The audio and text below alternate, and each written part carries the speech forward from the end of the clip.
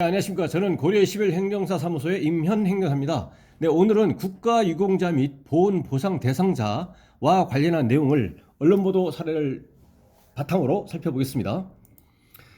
예, 먼저 제목은 군복무로 장질환 얻어 국가유공자 지정돼야 소송 법원 기각했다라는 제목입니다. 내용을 보시겠습니다. 군복무를 마친 남성이 군대에서 적절한 치료를 받지 못하고 스트레스에 시달려 크론병, 염증성 장질환에 걸렸다며 국가유공자로 인정해달라는 소송을 제기했지만 법원은 이를 받아들이지 않았다. 울산지법 행정일부는 A씨가 울산보훈지청장을 상대로 낸 국가유공자 요건 비해당 결정 취소 소송에서 A씨 청구를 기각했다고 17일 밝혔다. 먼저 국가유공자 및 보훈보상 대상자 등록 신청을 해서 요건에 해당이 되게 되면 그 다음은 이제 보훈병원에서 신청서를 받아가지고 1급에서 7급에 해당이 되면 그 해당 등급에 해당하는 그 수혜를 받게 됩니다. 그런데 여기서는 국가유공자 및 보훈보상 대상자 신청을 했지만 국가유공자 요건 비해당 결정을 처분을 받아서 이에 불복하기 위해서 이제 소송을 제기한 겁니다. 이 불복 방법은 행정소송 1심, 2심, 3심 이렇게 바로 들어갈 수가 있고, 그러지 않냐고 그 전에 행정심판위원회에서 결정하는 행정심판을 먼저 진행할 수도 있습니다.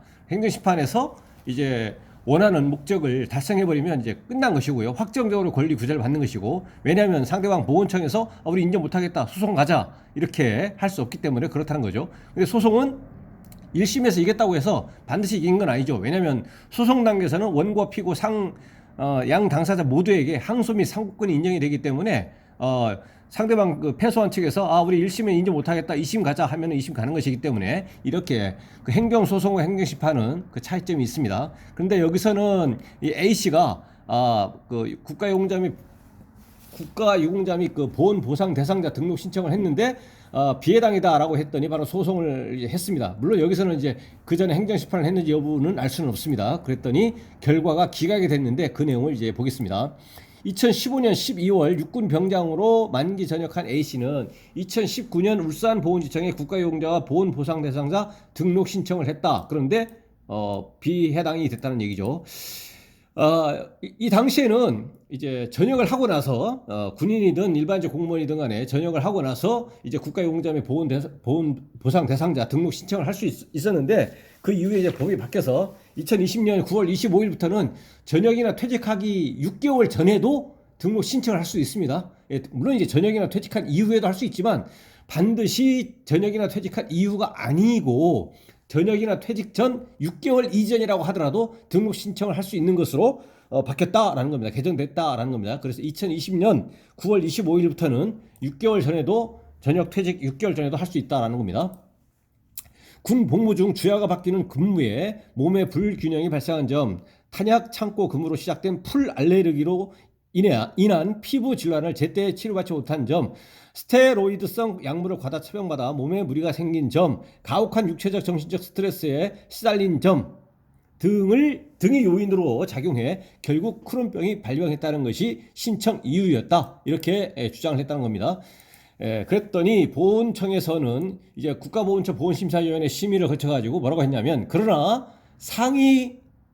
여기서 이제 질환, 그러니까 크론병이죠.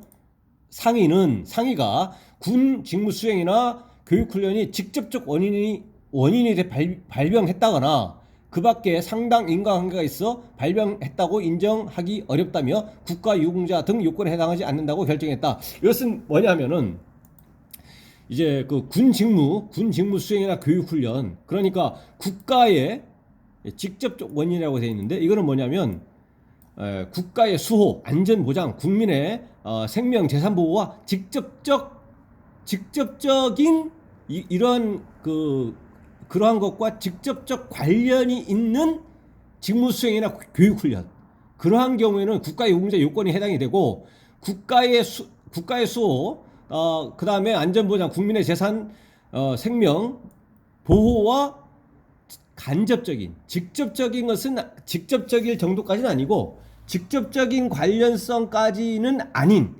간접적인 관련성이 있는 직무수행이나 교육훈련이라고 인정된 경우, 그런 경우에는 보훈 보상 대상자의 요건이 됩니다.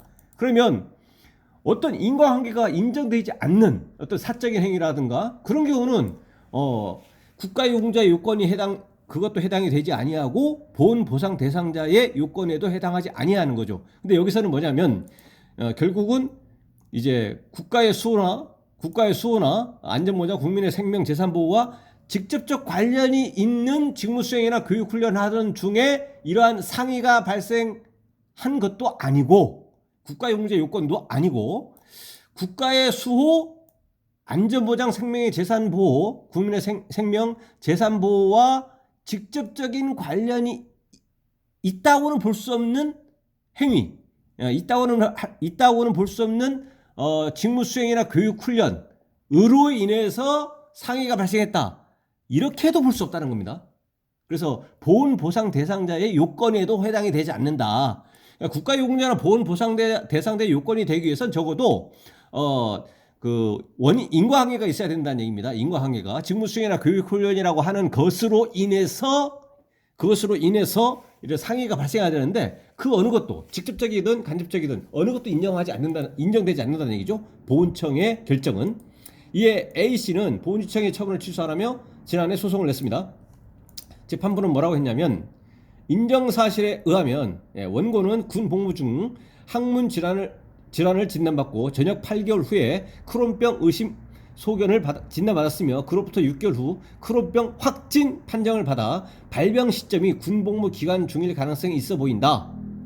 전역 후에 이제 8개월 정도밖에 안 됐기 때문에 의심을 받고, 그로부터 또 6개월 후에 확진을 받아서 군복무를 하던 중에 이제 크론병이 발병했을 것으로 보인다. 그러나 원고가 이제 주장을 하고 거의 주장 사실에 대해서 입증을 해야 되죠. 그래서 제출한 그런 증거들만으로는 군 직무수행 또는 교육훈련으로 상해가 발생했다거나, 이렇게 발병을 했다거나, 또는 이제 자연경과적 진행 속도 이상으로 자연적인 것보다는 자연적으로 속도 이상으로 이제 악화됐다, 이렇게 인정하기는 어렵다라는 겁니다. 그렇게 이제 발병했다고도 보기 어렵고, 자연 경과적 진행 속도 이상으로 악화된 것으로 보기도 어렵다. 이어 뭐라고 했냐면, 입대 후 발병했다고 하는 피부 질환이 크론병 증상에 해당한다는 의학적 근거가 없고, 스테로이드 약물 처방에 과실이 있다고 인정할 증거도 없다. 결국 증거 싸움인데요. 의학적 근거도 없고 인정할 증거도 없다라면서, 또 찬약 창고 경계 근무 등 직무나 교육훈련이 통상적으로 감내하기 어려운 수준으로 보이지 않고, 원고가 문제 삼는 근무 환경이나 세균, 바이러스 등이 크론병 발병 악화 요인이라는 객관적 근거나 자료를 발견할 수도 없다라고 하면서 이제 기각 판결을 이제 했다는 겁니다.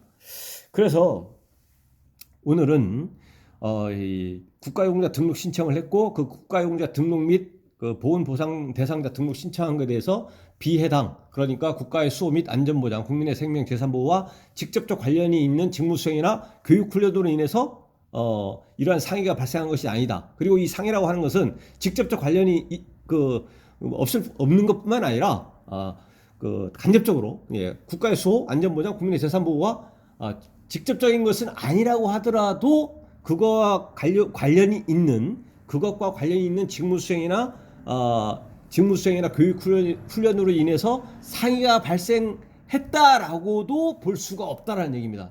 그렇게 되면 적어도 국가유공자 등록 요건이 국가유공자 요건이 안 된다고 하더라도 보훈보상 대상자 요건이라도 되었을 텐데, 이 사안의 경우는 국가유공자 요건도 해당이 안 된다, 보훈보상 대상자의 요건도 해당이 안 된다라고 판시를 했다는 거죠. 그래서 이 원고는 이에 불복해서 상고를 일단은 할 수가 있는데요. 어쨌든 이거 사안에서는 이제 객관적으로 입증이 어쨌든 현실적으로 주장하는 측에서 원칙적으로 입증 책임이 있다 보니까 입증이 안 되면 굉장히 어려운 사안이라고 볼 수 있습니다. 네, 그래서 오늘은 국가유공자하고 보훈보상 대상자와 관련한 내용을 언론 보도 내용을 토대로 살펴봤습니다. 네, 오늘 영상의 내용에 대해서 질문 있으시면 댓글 남겨주시고요. 그러면 대댓글이나 별도 영상으로 답변 드리겠습니다. 네, 오늘 영상의 내용이 도움이 되셨다면 구독, 좋아요 부탁드리겠습니다. 네, 감사합니다.